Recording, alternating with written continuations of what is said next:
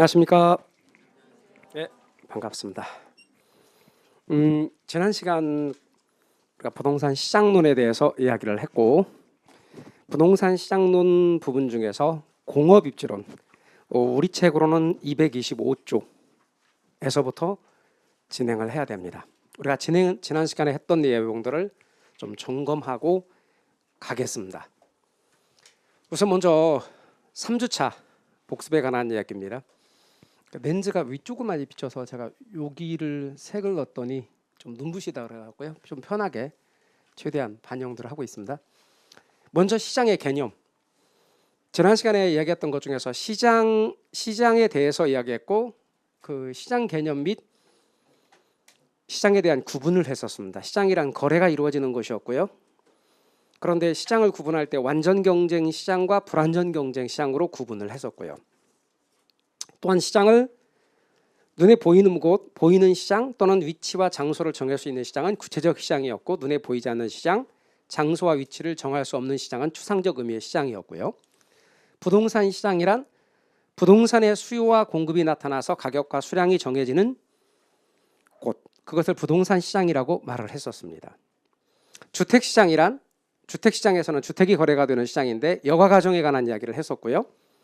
여가가정은 소득에 의해서 주택이 점점 낡아지면서 소득계층이 낮은 계층으로 바뀌어가는 과정을 우리는 하향여가라고 했고, 하향여가의 끄트머리에 불량주택이 있었으며 불량주택의 원인은 저소득, 근본적인 대책은 실질소득 향상.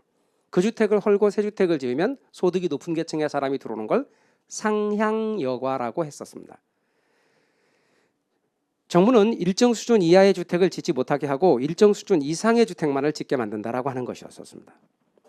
그래서 시장은 자연스럽게 고가주택과 저가주택으로 구분이 되어지고, 우린 주거분리에 대해서 이야기를 했습니다. 효율적 시장이란 주식시장이나 부동산 시장인데 새로운 어떤 정보가 지체 없이 가치에 반영되는 시장을 효율적 시장이라고 했었어요.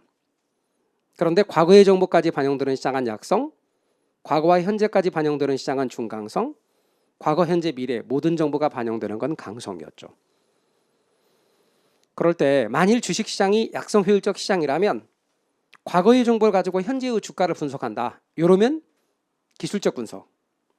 만일 주식시장이 중강성 시장이라면 과거와 현재의 정보를 기초로 현재의 주가를 분석한다. 요거는 기본적 분석. 그런데 현실에는 존재하지 않지만 이론적으로 강성 효율적 시장이라면 모든 정보가 다 반영되는 시장이었었습니다. 그리고 모든 시장에서 정상 이유는 가능하지만 초과이유는 우수한 정보가 존재하는 약성이나 중강성에서만 존재할 수 있었고 강성에서는 존재할 수 없었습니다. 할당 효율적 시장이란 자원의 할당이 효율적으로 이루어지는 시장으로서 할당은 배분을 가리키는 말입니다. 그래서 좀 쉽게 그 틀을 잡기 위해 정보 가치와 비용이 똑같아서 정보로 인해 초과이익을 얻을 수 없는 시장을 할당 효율적 시장이다, 이렇게 이야기를 하는 거죠. 지대 이론 이야기하면서 지대는 토지 주인, 토지 소유자 관점에서는 일정 기간 빌려주고 얻은 수입이기 때문에 유량입니다. 토지를 사용하는 사용자 관점에서는 일정 기간 토지 사용료를 물고 토지를 사용하기 때문에 바로 일정 기간 지급해야 되는 토지 사용료, 일정 기간을 명시하는 것은 유량입니다. 반면에 지가는 일정 시점에서의 토지 가치이기 때문에 저량입니다. 지대결정 이론에서는 리카도의 차액지대설, 마르크스의 절대지대설, 마샬의 준지대설, 튀넨의 위치지대설, 아론소의 입찰지대설 등을 이야기를 했습니다. 각각의 많은 설들이 있는데 이런 이론들을 암기 우리가 처음부터 다 하려고 하지 마시고 그때 그 내용이 무엇인가만 감을 여러분이 잡아놓으시면 나중에 이런 것들에 대한 교통정리 딱 하고 나면 절대 이 부분은 틀리지 않습니다. 도시 공간구조 이론도 마찬가지입니다. 단핵이론과 다핵이론이 있는데 동심원이론, 선형이론은 단핵이론이고 다핵심이론은 다핵이론입니다. 단핵이론은 핵이 하나니까 도심은 나올 수 있지만 부도심이 나올 수 없습니다. 다핵심이론은 도심과 부도심이 다 나올 수 있다고 얘기했습니다. 상권에 관한 이론에서는 크리스탈레의 중심지론, 용어는 중심지, 최소의 고치, 재화의 도달 범위. 중심지가 유지되기 위한 조건, 그래서 배우지가 성립하려면 재화의 도달 범위가 최소의 고치보다 커야 된다. 레일리의 소매 인력 법칙, 뉴턴의 만류력 법칙의 원리를 따서 상권을 설명할 때 도시 크기, 도시 인구가 크면 클수록 고객을 끌어내는 힘이 크다. 멀리까지 미친다. 이때 레일리는 실직거리, 키로로 잰 실직거리를 중심으로 해서 몇 킬로 떨어진 점까지 고객을 끌어낼 수 있느냐를 따졌어요. 그러니까 물리적 거리거든요. 반면에 레일리의 이론을 발전시킨 허프의 경우는 확률적 상권 모형으로서 실직거리 플러스 시간거리를 이야기하고 거기에 마찰계수 개념을 더했어요. 그러다 보니 레일리보다 허프가 더 현실적이다. 레일리는 거시적 분석이고 허프는 미시적 분석이고 그렇습니다. 그런 것도 외우지 않으셔도 돼요. 그 다음에 분기점을 구한 사람은 컨버스다. 그래서 두 도시 또는 두 점포 사이의 상권의 경계 지점을 구한 사람은 컨버스다. 이렇게 이야기를 했습니다. 오늘 우리가 다룰 내용은 공업입주론, 베버의 이론을 중심으로 하는 공업입주론, 그리고 부동산 정책의 기능, 시장 실패, 그리고 외부 효과, 그리고 토지 정책의 수단, 지역주거제, 토지은행제도, 그리고 임대료 규제, 그리고 임대료 보조 정책, 공공임대주택 정책, 그리고 부동산 조세 정책, 이렇게 나가도록 하겠습니다. 자, 이제 우리는 베버의 최소 비용 이론으로부터 들어가겠습니다. 들어가기 전에 그 이제 의견들을 좀 이렇게 반영을 하려고 막 좀 그랬어요. 기본 이론부터는. 근데 이제 제가 그 프린트를 기본 이론부터 나가잖아요. 그러니까 나가니까 그 자료를 보시는 또 몇 분들이 프린트 나가니까 프린트를 좀 짚어줬으면 좋겠다. 그래서 프린트를 좀 이렇게 지난주는 많이 언급을 했어요. 그랬더니 기본서 좀 많이 해달라, 기본서로 했으면 좋겠다, 이렇게 또 의견이 많았어요 이번에는. 그래서 그냥 제가 느낀 게 이제 여러 가지 의견들을 좀 수렴해 보려고 해서 반영을 좀 해봤는데 강의에는 강의에 집중하는 게 좋을 것 같아서요. 강의에만 집중할 수 있도록 제가 PPT를 좀 많이 보조로 사용을 했습니다. 그리고 왜냐하면 이제 그 전철이나 또는 일하시면서 이렇게 그 책 없이 보는 분들도 있거든요. 그러니까 본문을 최대한 잘 집어넣어 놓고 그다음에 설명에 좀 집중하는 게 좋겠다. 그러니까 왜냐하면 판서를 하느라고 그 시간 소비를 하니까 그렇게 하지 말고 좀 해서 제가 부연 설명, 기초적인 용어 설명이나 내용 설명에 좀 치중하도록 하기 위해서 좀 더 내용들을 집어넣어 놓고 그냥 강좌에만 집중할 수 있도록 그렇게 진행을 했고요. 이제 이후부터는 제가 시험 때까지 방향들을 잡고 나가니까 맡기시면 잘 따라가시면 되겠습니다. 전체적인 걸 계속 반복 학습해 갑니다. 그래서 우리가 앞쪽에 있는 내용들을 조금 이렇게 공부를 했잖아요. 그렇기 때문에 그런 내용들이 계속 반복되어집니다. 자, 그때 이해가 되지 않았던 것들이 좀 더 낫고, 또 우리 앞에서 수요 공급 이야기 했는데 그게 좀 이해가 되지 않더라. 근데 오늘 정책론 얘기하면서 또 반복되고 그렇습니다. 한번 봐보세요. 반복되면 훨씬 더 잘 이해가 돼요. 먼저 베버의 최소 비용 이론으로 갈 텐데요. 일단 기본 이론에서는 225페이지는 점프, 226으로 건너갈 겁니다. 자, 딱 펴놓으시고 나중에 복습하실 때 프린트 사용하시고요. 프린트에 관한 측면은 이제 이렇게 복습하실 때 사용하십시오. 집에서 또 출력 못 하시는 분들도 있더라고요. 그러니까 그런 분들은 또 이렇게 화면 열어놓고 해야 되니까 그게 또 어려움이 있어요. 그래서 제가 프린트의 내용들은 원래 판서 제가 필기한 내용들로 제공해 드리기로 한 거니까 여러분이 옆에 놓고 노트처럼 쓰시고 오로지 강의 시간에는 강의만 집중을 해주십시오. 베버라는 사람이 있어요. 베버 공업입지론입니다. 그런데 시험에는 베버의 이론이 거의 대부분 나왔고요. 레슈의 이론은 딱 한 줄 언급됐어요. 최소비용 이론이에요. 핵심이 최소비용 이론이라고 말을 하는 거 보니 비용이 최소인 곳에 공장이 입지를 해야 된다고 주장을 하는 거예요. 이렇습니다.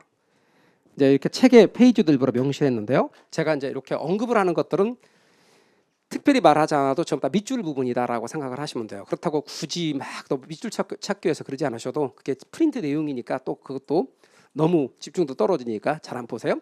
자, 베버는 이렇게 말했어요. 수송비, 노동비, 집적이익 이렇게 세 가지를 이야기해요. 뭐냐면 수송비, 노동비, 집적이익. 예, 이렇게 이걸 고려해서 최소 생산비 지점을 찾아서 공장의 최적 입지를 결정하는 이론이에요. 그래서 여기서 수송비는 운송비를 가리키고요. 노동비는 다른 말로 임금을 말하는 거예요. 임금. 그다음에 집적 이익은 모이면 유리한 걸 집적 이익이라 그래요. 모이면 유리하는 거. 그러면 다른 말로 집적력이라고도 하거든요. 그럼 서울의 경동시장에 한약방들이 모여 있어요. 그러면 고객을 끌어내는 거예요. 이렇게 끌어내는 힘이 생기는 거예요. 그걸 집적 이익 그래요. 그런데 배번은 이 중에서 이제 우선 수송비, 노동비, 집적 이익을 다 고려해서 바로 핵심적인 키워드가 최소 생산비 지점이에요. 비용이 가장 적게 드는 점. 바로 여기에서 입지해야 된다는 거죠. 그래서 산업 입지에 영향을 주는 요소를 따졌는데 수송비, 노동비, 집적 이익이에요. 그러면 수송비는 최소인 곳, 노동비도 최소인 곳, 집적 이익은 최대인 곳. 다시 수송비는 비용이니까 최소인 곳, 노동비도 비용이니까 최소인 곳, 근데 집적 이익은 최대인 곳. 그래서 이 세 가지를 모두 고려해서 비용이 가장 적은 지점을 찾는 거예요. 그런데 이 세 가지 중에서 뭐를 제일 중요시 여겼다? 배번은 수송비를 제일 중요시 여겼어요. 수송비가 제일 중요하다. 운송비가 제일 중요하다. 그래서 배버가 강조한 건 수송비, 운송비다. 이렇게 여러분이 알아두시면 되겠습니다. 자, 그런데 이 수송비는 뭐에 의해 결정되느냐? 원료와 제품이 수송되는 거리하고 무게에 의해서 결정돼요. 거리가 멀면, 거리가 멀어요? 수송비가 많이 드는 거예요. 무거워요. 수송비가 많이 드는 거죠. 우리는 무게라고도 할 수 있지만 다른 말로 이렇게 바꿀 수 있어요. 중량.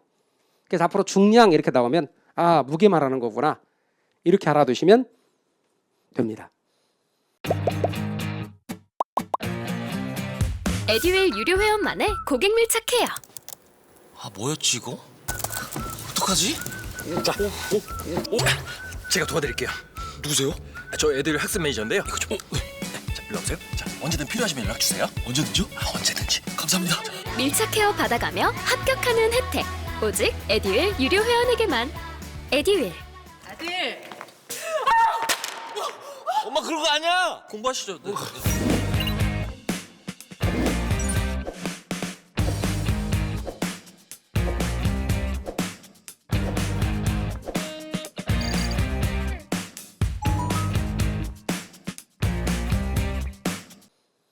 그런데 배버 이야기를 좀 더 끌어가기 위해서 우선 이렇게 좀 얘기해 보려고 해요. 우리는 원료를 가지고 제품을 이렇게 만들어요. 원료 갖고 제품을 만드는데 원료가 나는 곳을 원료산지라 그러고 제품은 시장에서 파는데 원료산지에서 시장까지의 거리가 100km라고 가정해봐요. 그냥. 그래서 저 원료가 나는 원료산지와 시장과의 거리는 100km 정도 떨어져 있다. 자, 거리는 이제 정해져 있네요. 그러면 무게에 의해서 결정돼요. 뭐가 결정되느냐? 공장 입지가 저 원료산지 가까이에 있는 게 좋은지 시장 가까이에 있는 게 좋은지. 원료산지 가까이에 공장이 입지하는 걸 뭐라고 말하냐면 원료 지향형 산업. 시장 가까이에 공장이 입지하는 게 좋으면 시장 지향형 산업 이렇게 말해요. 그걸 결정하려고 하거든요. 공장이 원료산지 가까이에 입지하는 게 뭐라고 한다? 원료 지향형, 원료 지향형 또는 원료 지향형 산업, 혹은 거기에 입지하는 걸 원료 지향형 입지. 그러면 시장 가까이에 입지하는 건 시장 지향형 혹은 시장 지향형 입지 또는 산업은 시장 지향형 산업 이렇게 말해도 돼요. 그래서 공장 입지가 원료 산지에 입지하는 게 좋은지 시장 가까이에 입지하는 게 좋은지를 따져보는 거예요. 거리는 정해져 있고 무게에 의해서. 그럼 무게가 무거우면 수송비가 많이 나간다 그랬어요? 그러면 원료 산지에서 시장까지 실어 나를 때 원료로 실어 나를 수도 있고 제품으로 실어 나를 수도 있거든요. 그럼 두 가지를 비교했을 때 이러는 경우 원료로 수송을 하면 비용이 100원 들고 제품으로 수송을 하면 비용이 90원 드는 경우는 원료 산지에서 시장까지 뭐로 실어 나르는 게 유리하던 거예요? 제품으로 실어 나르는 게 유리하죠. 그럼 여기에서부터 여기까지 제품으로 실어 나르려면 원료 산지에서 이미 제품이 있어야죠. 그래야 실어 나를 거 아닙니까? 그러려면 공장이 원료 산지 가까이에 입지해야 된다는 뜻이야 이게. 그래서 이 상황이면 원료 산지에 입지한다 그런 뜻이죠. 이제 바꿔서 수송비는 지금 상황에서 무게에 의해서 결정된다고 전제했으니 뭐가 무겁다는 뜻? 원료가 무겁죠. 그러면 원료 산지에서 입지해야 무거운 원료는 적게 실어 나르고 가벼운 제품을 실어 나른다는 거지. 제 말 이해가 되셨죠? 가벼운 걸 실어 날라야죠. 그러려면 원료 산지에 입지해야 된다. 이런 뜻입니다. 이번엔 보세요. 이러면 어떨까? 자, 저러면 공장 입지는 원료 지향형이고 이러면 어떨까? 원료로 실어 나르면 비용이 90원이고 제품으로 실어 나르면 비용이 100원 든다면 뭐로 실어 날라야 돼요? 원료로 실어 날라야지. 원료로 실어 나르면 저기서부터 여기까지 원료로 수송을 하잖아요. 그럼 원료로 수송을 하면 비용이 90원 들었어요. 제품으로 수송했더니 100원 들었어요.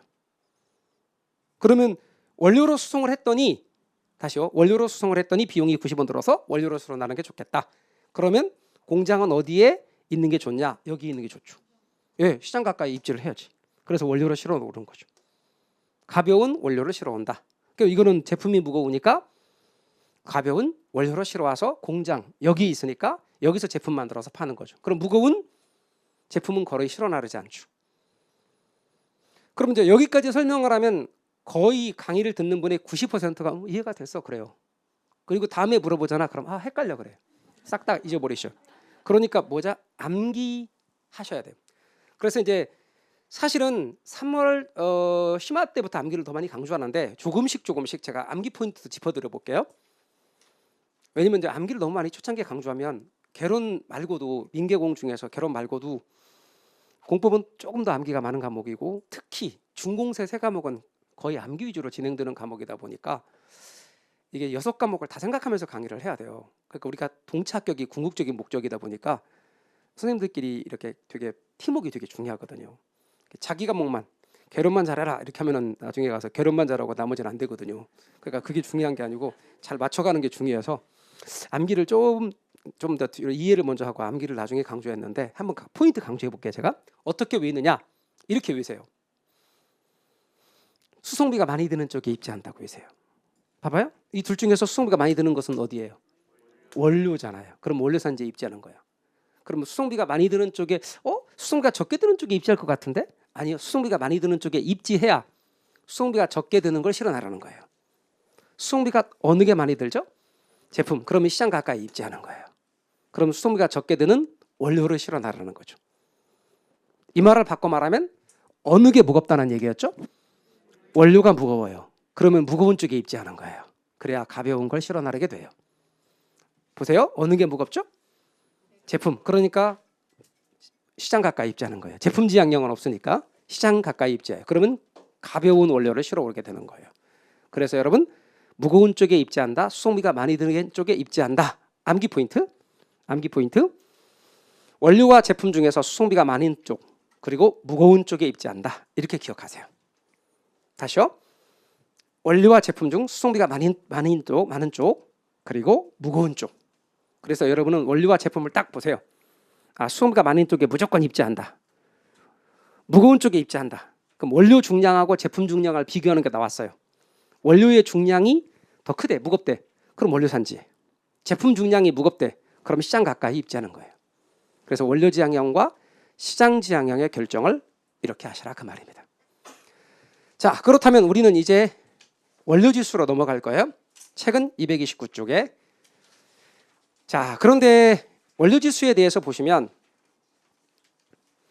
자, 강의에 집중할 수 있도록 이제 제가 일부러 책 피는 거 책이나 또는 너무 막 이렇게 프린트에만 아니라 오히려 내용 설명에만 좀 가봅시다. 자, 원료 지수라는 개념이 있어요. 배번은 원료를 두 가지로 구분해요. 하나는 보편 원료. 그럼 보편 원료가 뭔데요? 아무 데서나 쉽게 구할 수 있는 원료. 대표적인 예가 뭔데요? 물. 그다음에 국지 원료. 국지 원료가 뭔데요? 다른 말로 편제 원료. 거기에서 어떤 특정 지역에서만 구할 수 있는 원료. 그럼 여러분 시멘트의 원료인 석회가루는 아무 데서나 쉽게 구할 수 있어요? 특정 지역에서만 구할 수 있어요? 특정 지역에서만 구할 수 있지. 그건 국지 원료. 물은 아무 데서나 쉽게 구할 수 있지. 그건 보편 원료. 국지 원료를 다른 말로 뭐라고 한다고요? 편제 원료. 좀 이따 나와도 이 두 가지로 구분해서 원료 지수를 도출했어요. 그런데 원료 지수란 뭡니까? 그러면 제품 중량에 대한 국지 원료 중량의 비율을 말한다. 이렇게요. 근데요. 이게 한글이잖아요. 그죠? 한글인데 그것의 내용 내지는 개념 이런 게 이해가 없잖아요. 그럼 이게 잘 안 들어와요. 말이. 그래서 기본 과정에 기본서를 많이 읽으세요라는 말을 조금 제가 안 하는 이유가 사실 대부분의 사람들이 기본 과정 1, 2월 기본 과정에서 기본서를 읽었는데 눈에 쏙쏙 들어와요 하는 분들은 많지 않아요. 기본서가 눈에 쏙쏙 들어오려면 그 설명을 위한 기초적인 용어 설명을 앞에다 다 해줘야 돼요. 그러면 책이 너무 두꺼워져요. 우리는 수험서다 보니까 그런 것에 관한 아주 이렇게 초보적인 용어에 관한 설명들이나 그런 것들은 보조단이나 일부 빼고 내용을 설명하니까 잘 들어오질 않아요. 근데 여러분이 이런 내용을 이해하고 한번 봐보세요. 이 문장 보세요. 이게 제가 기초적인 설명을 드려볼게요. 그럼 이걸 알면 내용들이 눈에 들어와요. 여기서 말이죠. 여러분 좀 유념해야 될 말이 있어요. 제품 중량에 대한 국주 원료 중량의 비율이 원료지수거든요. 그런데 이것과 관련해서 우리가 분수예요, 이게. 그래서 이 분수를 읽는 법을 잘 알아야 돼요. 그래야만 이게 딱 눈에 들어오는 거예요. 그러니까 분수 읽는 법과 관련해서 우리는 A에 대한 B의 비율이란 말이 있다고요. 또 하나는 A 대비 B의 비율이라는 게 있어요. 그랬을 때 대한이나 대비 있죠. 저 대한이나 대비. 저게 바로 분수예요. 대한이나 대비. 근데 대한이나 대비는 이렇게 분수고 분수에서 앞에 있는 대한이나 대비 앞에 있는 A가 어디에 들어가냐면 분모에 들어가요. 그래서 분모에다가 A를 쓰는 거예요. 그리고 대한이나 대비 뒤에 있는 B 있죠. B. 저게 분자예요. 그래서 분자에다 쓰는 거예요. 그러면 여러분 제가 저런 방식으로 분수를 읽는 거라고 했다면 제가 이렇게 말해 볼게요. 여러분 토지에 대한 자본의 비율 이런다고 해봐요. 그러면 제가 조금 전에 뭐라고 말씀을 드렸는가 하니 대한이라는 말이 있고 대한 앞에 있는 게 뭐고 분모 대한 뒤에 있는 게 뭐다? 분자. 그러면 이것은 뭐분의 뭐예요? 그렇죠. 토지분의 자본인 거죠. 이렇게요. 그래서 우리는 심화에서는 이걸 또 공부해요. 우리 기본에서는 이 파트를 조금 분량이 있는데 건너뛰었다고요. 출제 빈도가 많지 않기 때문에. 그러나 이런 말들이 여러분이 이런 용어를 알아야만 저 분수 개념이 금방 눈에 들어오죠. 또요. 이런 게 있어요. 여러분 또 이런 얘기가 있습니다. 소득 대비 주택 가격 비율. 만약에 이런다 합시다. 그러면 제가 대한이나 대비를 중심으로 앞에 있는 게 분모였고 뒤에 있는 게 분자였으니까 이거는 뭐분의 뭐라는 이야기예요? 분모가 소득, 분자는 그렇죠. 주택 가격. 그런데 보통 이걸 따질 때 가구당으로 따진다고. 그럼 한 가구당 소득분의 주택 가격이라고. 이게 정책론 앞쪽 부분에 나온 용어예요. 다만 빈도가 낮아서 기본에서는 건너뜁니다. 그러나 31회 때 요 한 줄 나왔다고. 제가 심화 때는 다룬다고요. 그런데 문제 풀이반에서 다 다뤄드린다고 또. 제가 뭐라고 말했냐면 31회 시험 볼 때 나올 때 됐어요 하고 이거 계속해서 다뤄드렸다고요. 나왔어요. 그런 건 되게 잘 알아요. 제가 나올 때 되면 잘 나오는 거 이런 거 잘 알아요. 아주 잘 알아요. 그러니까 그냥 잘 따라가시면 돼요. 다시 보실래요? 그래서 제품 중량에 대한 국주 원료 중량의 비율이에요. 그러므로 여러분 이걸 다시 한번 써보면 이렇게 돼요. 대한이란 말이 있어요. 그 대한 앞에 있는 게 제품 중량. 저게 뭐라고요? 분모. 그리고 국주 원료 중량은 분자. 다시 쓸게요. 저게 분모, 이게 분자라는 거예요. 그럼 원료 지수는 뭐냐? 제품 중량분의 국주 원료 중량이라는 거예요. 그래서 제품 중량을 분모로 쓴다. 국주 원료 중량을 분자에 쓴다. 직장 다니면서 시험 합격하기가 쉽지 않아요.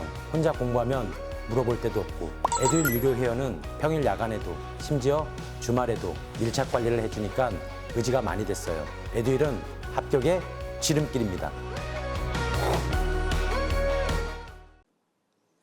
그래서 제품 중량과 국주 원료 중량을 갖고 따지는 거예요. 근데 여러분 분수로 되어 있는 것들은요. 대개 분자값의 명칭 이름 따라 붙이는 경우가 태반이에요. 그래서 부동산학개론에서 배우는 90%가 보세요. 아무런 말 없이 원료라고 그러면 다 국주 원료거든요. 그 원료 지수 이렇게 말해요. 이해 가셨어요? 분자값의 의미. 그래서 중요한 것도 분자값에 쓰고 우리가 구하는 값 알고 싶은 것도 분자에 써요. 그리고 이제 분자와 분모를 비교할 때 말입니다, 여러분. 이걸 비교를 해요. 이걸 비교할 때 둘이 똑같잖아요. 그럼 1이에요. 같은 크기가 똑같으면. 크기가 같다. 그럼 1. 얘하고 얘가 같으면 분수는 1이니까. 그럼 1보다 크다는 말은 분자가 크다. 1보다 작다 말은 분모가 크다. 그럼 1보다 크면 원료가 무거운 거죠. 그럼 원료가 무거운 무슨 지향형이라 했어요? 원료 지향형. 원료 지향형. 그럼 1보다 작으면 뭐가 무겁다는 뜻이에요? 제품이 무겁다는 뜻이니까 무슨 지향형일까? 시장 지향형이죠. 그럼 1이면 둘이 같겠지. 같으면 공장 입지는 원료 산지에 입지도 되고 시장 가까이 입지도 되고 그 중간 어딘가에 입지도 되죠. 그 말은 아무데나 입지도 된다는 뜻이죠. 자유입지형이에요. 그럼 자유입지형 산업, 자, 앞으로 원료 지수가 1이면 원료 산지에 입지할 수 있다가 마저 틀려. 맞지? 원료 지수가 1이면 시장 가까이 입지할 수 있다가 마저 틀려. 맞지? 아무데나 입지도 되니까. 제 말 이해가 되셨죠? 여러분 외우신 분들이 이런 일이 있었어요. 옛날에 강의를 이제 부산에서 들으셨던 어떤 분인데 화끈하시더라고요. 전화를 직접 하신 거야. 모의고사 잘못 냈대. 어떤 게요? 그랬더니 원료 지수가 1이면 자유입지형 아닙니까? 그러는 거예요. 근데 제가 원료 지수가 1이면 시장지향형 입지할 수 있다 이렇게 됐거든. 그래서 틀렸다는 거야. 그래서 제가 자유입지형이면 무슨 뜻인가 했더니 아무데나 입지해도 된다는 말 아닙니까? 그러더라고요. 그랬더니 나니까 맞네. 죄송합니다. 그러더니 화끈하시더라. 그러니까 외우면 좀 그런 문제가 발생할 수도 있어요. 근데 내용을 이해하고 나니까 아무데나 입지해도 된다는 뜻이다. 따라서 원료 지수가 1이면 원료 산지에 입지도 되고 시장 가까이 입지할 수 있다. 이렇게. 자, 그런데 우리는 좀 정리를 해보자고요. 원료 지향형 입지하고 시장 지향형 입지를 두 가지 다 하면 좋지만 하나를 외워서 나머지는 뒤집으면 됩니다. 먼저 원료 지향형 입지 보세요. 중량 감소 산업. 중량 감소 산업이 뭔데요? 여러분 아까 우리 원료 갖고 제품 만든다 그랬어요. 근데 원료에서 제품으로 가는 과정에서 전반적으로 원료에서 제품이 만들어지는 과정 속에서 무게가 가벼워지는 그런 것들이 있어요. 그런 게 어떤 것이냐면 저기 나와 있는 시멘트나 재련 같은 것이에요. 그럼 중량 감소 산업의 경우는 기본적으로 뭐가 무겁다는 뜻이냐면 원료가 무겁다는 뜻이잖아요. 이쪽이. 그러면 이 두 가지를 놓고 비교할 때 이쪽이 무거우면 원료가 무거우면 무슨 지향형이에요? 원료 지향형이지. 그래서 중량 감소 산업 시멘트나 재련은 원료가 무겁다는 뜻이고 원료 지향형이다. 원료의 수송비가 제품의 수송비보다 크면 원료 지향형이고 원료의 중량이 제품 중량보다 커도 원료 지향형이다. 부패하기 쉬운 원료, 물품. 원료 쪽에서 빨리 부패한대. 여러분 통조림 아시죠? 생선 같은 거 잡았으면 바로 통조림 만드는 게 좋아요. 빨리 부패할 수 있으니까. 그래서 원료 쪽에 부패가 빨리 진행된대. 아니면 냉동을 시키는 거야. 그래서 멀리 원양어선으로 해서 먼 곳까지, 그러니까 우리나라까지 도달하려면 앞으로 50일 걸린대. 그러면 거기서 잡았어. 그럼 바로 뭐 해야 돼? 냉동시키는 거야. 따라서 이런 것들은 뭐다? 원료 지향형. 원료 산지 가까이에 있는 게 좋겠다. 원료 쪽에 부패가 빨리 진행되니까. 그리고 국지 원료를 뭐라고 한다고 그랬어요? 편제 원료. 특정 지역에만 나는 원료 산지에서 입지해야지. 반면에 중량 증가 산업이 뭐냐? 이렇게 원료에서 제품으로 가는 과정에서 무게가 무거워지는 거예요. 그럼 원료에서 제품이 만들어지면서 무게가 무거워졌으니까 이 말은 제품이 무겁다는 뜻이잖아. 청량음료나 맥주 이런 것들이죠. 이런 것들은 시장 가까이에 입지하는 게 좋아요. 어떤 분이 청량음료 맥주 그랬더니 소주는 안 되냐고. 됩니다. 소주. 그 다음에 제품의 수송비가 원료의 수송비보다 큰 거. 제품이 더 무거우니까 시장 지향형. 또 제품의 중량이 원료 중량보다 큰 거. 무거운 쪽에 입지하니까 시장 지향형. 부패하기 쉬운 완제품. 완제품 쪽에서 부패가 빠르네. 여러분 떡 금방 상할 수 있으니까 소비자 근처에서 입지하는 게 좋겠죠. 옛날에 강의를 하는데 그 당시에는 에어컨이 이렇게 많지 않았던 그런 시절이었어요. 그래서 어느 선생님들 대기하는 실에 에어컨이 없었어요. 강의실에 있었는데 근데 어떤 분이 수업 들어오기 전에 떡을 준 거야. 너무 좋은 거 있지. 막 아침도 그날 못 먹고 왔거든. 그런데 딱 맞췄을 때 수업 5분 전도 안 돼서 줬어. 그래서 늘르랄라 수업 1시간 끝나고 쉬는 시간에 커피하고 먹어야지. 그 하는 1시간 사이에 여름철에 맛이 이상한 거야. 처음부터 설마니 맛이 이상한 걸 줬을 리는 없고 딱 되게 몸지기스럽게 생겼거든. 근데 먹으면 느낌이 안 좋다 그런 느낌이 있을 때가 있잖아요. 너무 아까운 거야. 좀 먹다가 도저히 안 먹는 게 좋을 것 같더라고. 그리고 또 금방 상해요. 요새는 떡 뭐 보관 오래 합니까? 아니죠. 상온에 놔두면 금방 상하잖아요. 소비자 근처에 있어요. 아이스크림 에어컨도 없고 따뜻한 데다가 놔두면 금방 녹아버리죠. 완제품 쉽게 부패하면 소비자 근처에 있는 게 좋겠다. 보편원료 많이 사용하는 공장, 물같이 원료가 주로 물이야. 그러니까 맥주 같은 거라든가 이런 것들은 그 지역 가서 만드는 거야. 쉽게 구할 수 있으니까. 시장지향형. 감 잡으셨죠? 여러분 자유입지형 산업이라고 할 때 자유입지형 산업이 뭐냐면 말 그대로예요. 아무데나 입지해도 돼. 왜? 쟤는 수송비가 입지 선정에 거의 작용하지 않기 때문에 그래. 그래서 수송비가 입지 선정에 거의 작용하지 않은 기술 집약적인 산업은 자유입지형 산업인데 자동차, 항공기, 전자 이런 것들은요. 입지가 별로 안 중요해요. 중간지향형이 있어요. 중간지향형. 이게 뭔 말이냐? 중간지향형이 뭘 말하는 말이냐? 여러분 이런 거요. 여기가 외국이야. 외국. 인도네시아야. 그리고 여기가 항구예요. 우리나라 항구. 부산이라고 해도 좋고 인천이라고 해도 좋고 뭐 목포라고 해도 좋습니다. 하여튼 항구예요. 그러면 외국에서부터 시작해서 이렇게 오는 거예요. 뭐가? 원목이 오거나 정유, 원유가 오거나 철강의 원료들이 오거나 오는 거예요. 그래서 국내 시장까지 와서 이걸 만드는 거지. 그러면 일단 여기 와서 여기서 내려야 돼. 내려서 날짜 안 맞으면 창고에 보관하고 있다가 다시 트럭 같은 걸로 상차 실어서 다시 날라야 된다고. 그러면 운송비가 진짜 많이 들어요. 그러니까 그런 것들은 항구 가까이에서 입지하는 거야. 공장이. 그러면 원유가 들어왔으면 여기서 정유 공장이 있어가지고 항구 가까이서 정유 공장이 있어서 거기에서 뭘 만들고 휘발유라든가 경유라든가 이런 거 만드는 거예요. 그래서 국내 시장에다 넣어주는 거지. 아니면 철강, 아니면 합판 만들려고 합판. 인도네시아에서 원목이 왔네. 엄청 큰 원목을 트럭에 싣고 달려버리면 비용이 너무 올라가니까 여기서 가공을 하는 거예요. 합판을 만들어서 가는 거지. 이런 중간지향형은 얘와 얘 어느 지점이라는 의미에서 중간지향형이고 이렇게 교통수단이 바뀌는 지점을 뭐라고 하느냐?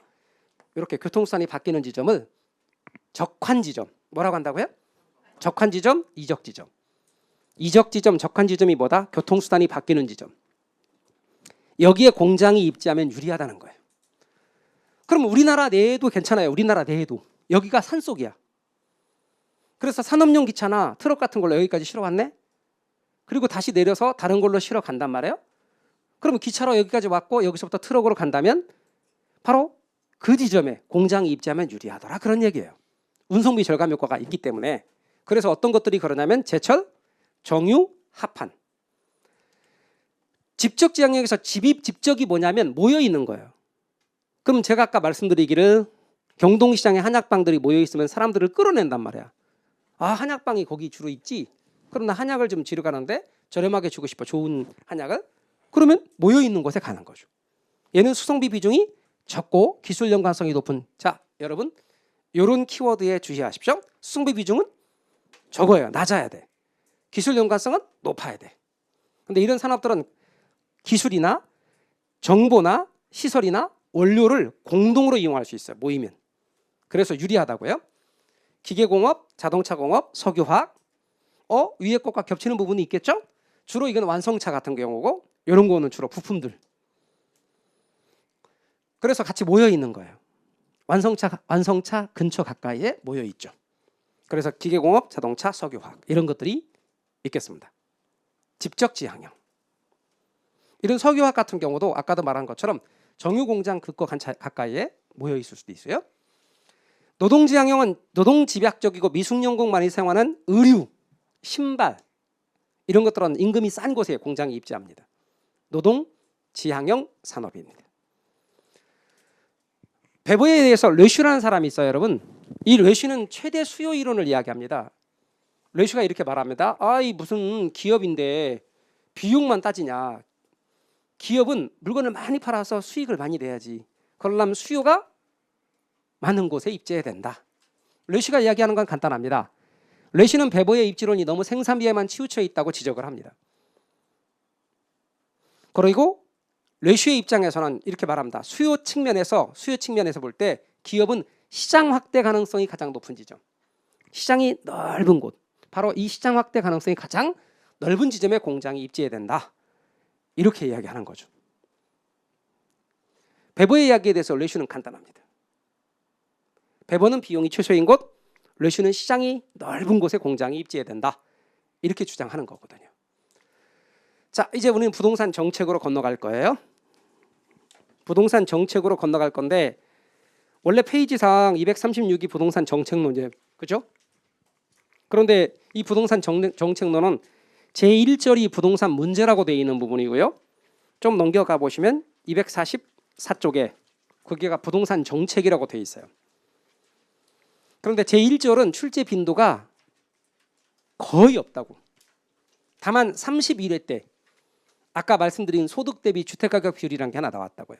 그건 심할 때 그건 다 다뤄드립니다. 일단 점프. 선택과 집중. 우리가 주어진 기본 과정에 여러분은 2달이라고 생각하시지만 사실 8번이거든요. 8번에 얼마나 어디다 집중해서 할 거냐 그런 얘기예요. 뭐 계산 문제까지 다 다루기도 하고 그렇습니다. 선생님들마다. 그러면 결국은 한정된 시간인데 계산 문제까지 다 다룬다는 얘기는 너무나 많은 것을 한다는 얘기가 되기도 해요. 이론을 좀 집중하자는 거죠. 계산이나 그런 것은 우리 심화해서 다 또 하니까 걱정 전혀 하지 마세요. 계산기도 제가 어떤 거 구입하세요 이렇게 말씀드리면 그런 거 위주로 하시고 제가 요령도 다 알려드릴게요. 그 대신 올해는 계산기에 무슨 K타입, 난 K타입 이렇게 구분 안 하려고 그래요. 잘 그것에 대해서도 좀 잘 따라가기가 어려워하시니까 좀 최대한 쉽게 좀 가려고 하니까 여러분이 믿고 잘 맡기고 계산하는 요령도 다 알려드릴게요. 그것도 계산 요령도 차근차근. 그리고 웬만하면 여러분들 많이 쓰지 않도록 되게 싫어하시더라고요. 쓰는 거 다 써드리고 싶어서 다 써드리고 아니 쓴 걸 나눠드리고 웬만하면 다 외워드리고 싶은데 그거는 좀 안 될 것 같고요. 그거는 이제 같이 외우게 합시다. 자, 여러분 과감하게 건너뛰시고 244쪽에 부동산 정책으로 갈게요. 자, 그럼 이제 부동산 정책이 뭐냐? 부동산 정책이란 244쪽에 부동산을 둘러싼 여러 가지 문제를 해결 내지는 개선함으로써 부동산과 인간관계를 보다 합리적으로 하려는 공적인 노력 또는 공익 추구를 위한 정부의 부동산 활동. 자, 부동산 문제가 발생하면 그 문제 해결하기 위한 공적인 노력 내지는 공익 추구를 위한 부동산 활동을 통틀어 부동산 정책 이렇게 말해요. 그럼 이와 같은 부동산 정책의 기능을 보면 2가지. 부동산 정책은 정부가 부동산 시장에 개입하는 이유를 말하는 건데 2가지가 있어요. 하나는 정치적 기능이 있고 또 하나는 경제적 기능이 있어요. 그럼 정치적 기능은 뭐고 경제적 기능은 뭐냐? 정치적 기능은 사회적 목표를 달성하기 위해서 시장에 개입하는 거예요. 경제적 기능은 시장의 실패를 수정하기 위해서 개입하는 거예요. 여기서 사회적 목표 달성 이게 뭐냐? 자, 무주택자에게 임대주택을 공급하고자 정부가 시장에 개입했어요. 그건 사회적 목표 달성을 위해서 정부가 개입하는 거예요. 시장 실패 수정을 위해서 개입하는 거. 그럼 이제 시장 실패 좀 이따 제가 이야기하겠는데 시장이 제 기능을 못했을 때 정부가 시장에 개입해서 시장이 작동하도록 만들어 놓고 빠져나오는 거예요. 그래서 이 2가지가 있다. 자, 그러면 우리는 우리 시험에 이 2가지 중에서 어디가 잘 나오느냐? 당연히 시장 실패 수정, 경제적 기능이 중요해요. 그래서 우리는 경제적 기능 중에 시장 실패로 넘어갈까요? 저걸 4글자로 시장 실패 이렇게 쓸 수도 있고요. 으자 집어넣어서 시장의 실패 이렇게 말할 수 있어요.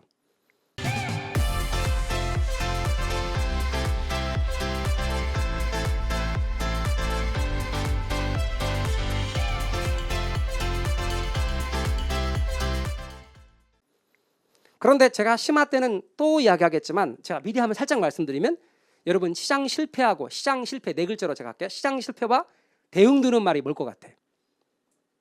그냥 때려 맞춰봐요. 찍어봐. 시장 실패, 대응되는 말. 참고로 하나 말씀드립니다. 시장 성공은 아니야. 어떤 분이 시장 성공 그러던데 시장 성공 아니고 정부 실패라 그래. 자, 그럼 정부 실패는 놔두고 우리 시장 실패에 대해 집중하기로 합시다. 자, 여러분 시장 실패가 뭐냐? 시장이 어떤 이유로 인해서 자원의 적정 배분을 자율적으로 조정하지 못하는 걸 의미해요. 여러분은 노력하면서 이렇게 시험에 나오는 문장에 집중해야 되겠지만 이게 특징이 뭐다? 사회과학의 특징이 개념이다 보니까 잘 와닿지가 않는 거예요. 그러면 쉽게 말해보자고요. 시장 실패란 말의 뜻. 시장이 제 기능을 해야 돼요. 그때 제 기능 하는데 가장 중요한 역할이 가격이에요. 자, 가격이 5만 원으로 정해졌다.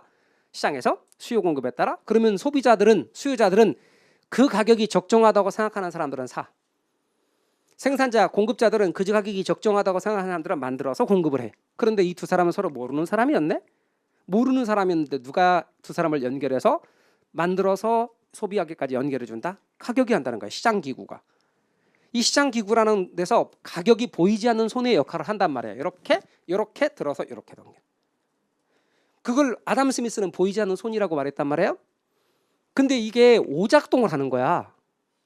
여기 10개 필요해요. 그러면 10개 이렇게 가야 되는데 8개만 가는 거야. 10개 필요해요. 12개가 가는 거야. 이럴 때 뭐라고 한다? 시장 실패라고 그래. 시장의 오작동을 말한다. 시장이 제대로 작동하지 않는 것. 그래서 시장 실패란 시장이 자기의 기능을 잘 못하는 것. 그중에 대표적인 예가 자원 배분 기능을 잘 못하는 것. 자, 시장에 10개가 필요한 게 10개가 필요하면 10개가 적정량이에요. 근데 8개가 나왔네. 자, 그러면 10개가 필요한데 8개가 시장에 나오면 이거는 과소 생산이에요. 과다 생산이에요. 과소 생산. 10개가 필요한데 12개가 나왔어. 그러면 과소 생산이에요. 과다 생산이에요. 과다 생산. 다 시장이 지 기능 못하는 거야. 제 기능 못하는 거야. 그러니까 둘 다 시장 실패지. 과소 생산도 과다 생산도 시장 실패라 이렇게 말해요. 그런데 이와 같은 시장이 실패하는 원인을 말해보라. 시장이 실패하는 원인을 말해보면 여러 가지가 있겠죠. 근데 우리는 시험과 관련해서 5가지 정도로 이야기할 거예요. 첫 번째, 불안전 경쟁. 대표적인 게 독과점 기업의 존재예요. 여러분, 지난 시간에 제가 말씀을 드리기를 공급자가 하나인 거. 그러니까 우리나라에서 KTNG는 독점으로 담배를 공급해요. 공급자가 하나인 거 독점이에요. 그럼 시장에서 이 하나밖에 없는 얘는 시장의 영향력이 무진장 크죠. 그다음에 우리는 냉장고, 세탁기, TV 하면 떠오르는 회사는 딱 2개밖에 없어. 우리나라 국내 회사에. 삼성 아니면 LG. 이들에 의해서 시장이 거의 좌지우지 되죠.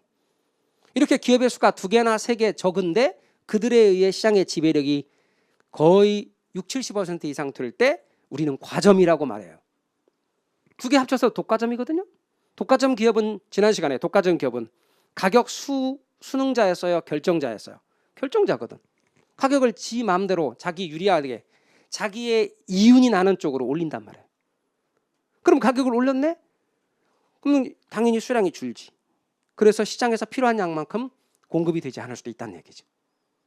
그래서 시장이 제 기능을 하는데 저의 역할을 할 수가 있다. 그럼 완전 경쟁은 시장 실패 가능성이 그만큼 적어지지. 완전 경쟁 쪽에 갈수록. 불안전 경쟁, 독점 쪽으로 갈수록 시장이 실패할 가능성은 크다. 규모의 경제라는 게 있어요. 더 자세한 이야기들은 이제 앞으로 또 공부를 하면 됩니다. 자, 이제 규모의 경제 용어만 설명할 겁니다. 이거는 규모의 경제가 뭐냐면 기업이 생산시설의 규모를 늘리면 생산비가 절감되어진다는 거예요. 왜 그러느냐? 여러분, 기업이 왜 대규모 시설 또는 자동화 시스템 등을 갖춰가면 점점점 생산비가 절감되어지냐면 첫 번째가 분업과 전문화의 원리예요. 에듀윌 강남학원에서 흑판주기를 샀는데 개별적으로 샀더니 1,000원이더라. 그런데 에듀윌 모든 학원들이 많이 있는데 에듀윌 회사 전체에서 이걸 다량으로 구입했더니 900원이더라. 이렇게 유리해지는 거예요. 비용이 절감돼요. 분업과 전문화의 원리가 나타나요. 경영의 효율성도 유리하게 작용해. 물리적 법칙도 유리하게 작용해. 그러면 자연스럽게 대규모 설비를 갖추고 자동화 시스템을 갖춘 기업만, 즉 규모의 경제에 먼저 도달한 기업만 살아남게 되고 그렇지 못한 기업들은 경쟁에서 도태돼요. 그러면 어떻게 된다? 독과점이 형성돼요. 그래서 시장 실패로 간다는 거예요. 자, 그건 2개는 가볍게.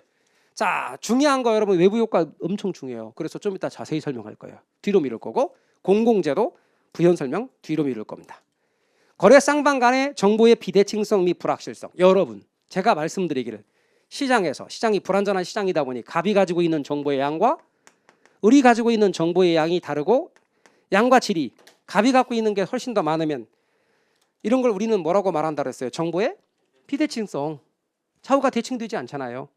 그럼 당연히 정보를 많이 갖고 있는 사람이 시장에서 유리하고 이 사람이 시장을 패배시킨다 그랬어요. 따라서 정보의 비대칭성 및 불확실성. 시장 실패 중요한 원인 중에 하나입니다.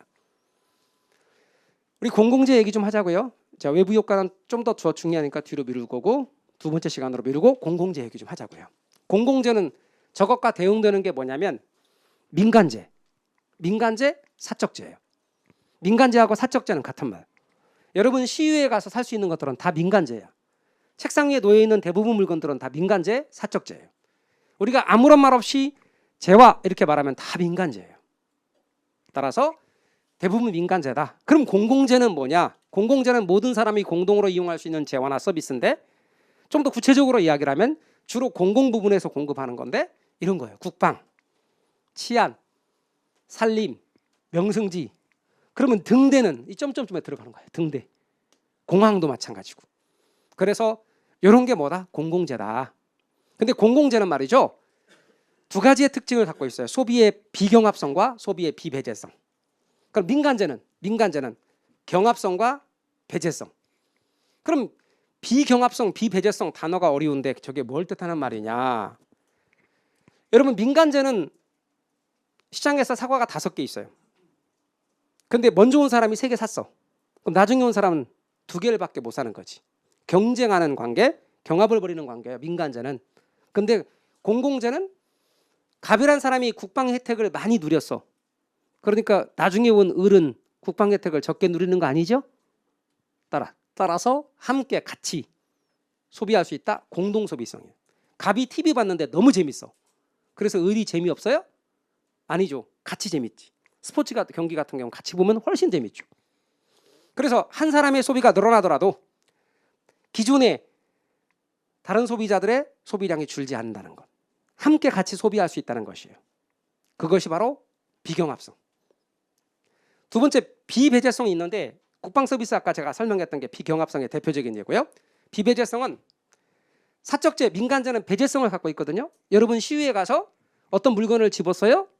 그리고 나오려고 그러면 돈 내라 그래. 돈 낸 사람만 가져가래. 그런 걸 우리는 반드시 어떤 혜택을 누리기 위해서는 대가를 지불하세요 라고 한단 말이에요. 그런데 돈 내지 않은 사람은 가져가지 마세요. 배제시킨다고. 근데 공공재는 소비자가 대가를 지불하지 않더라도 그 소비를 배제시킬 수가 없어. 당신은 국방비를 내지 않았으니까 지금부터 불안하세요 할 수 없단 말이야. 등대를 돌리면서 지나가는 배한테 등대 설치할 때 돈 안 낸 사람들은 등대 이용 혜택 누리지 마세요. 지금부터 눈 감으세요 할 수 없다는 거예요. 따라서 등대를 이용하는 배 같은 경우는 대표적인 예예요. 따라서 사적재는 수익자 부담의 원칙이 지켜져요. 자, 돈 낸 사람만 혜택을 누리는 걸 수익자 부담의 원칙이라 그러거든요. 근데 공공재는 수익자 부담의 원칙이 지켜지지가 않아. 그래서 무임승차 문제가 발생해. 무임승차 문제란 공짜가 존재한단 말이에요. 이런 연유 때문에 이 국방이나 치안을 삼성이나 LG한테 맡기잖아요.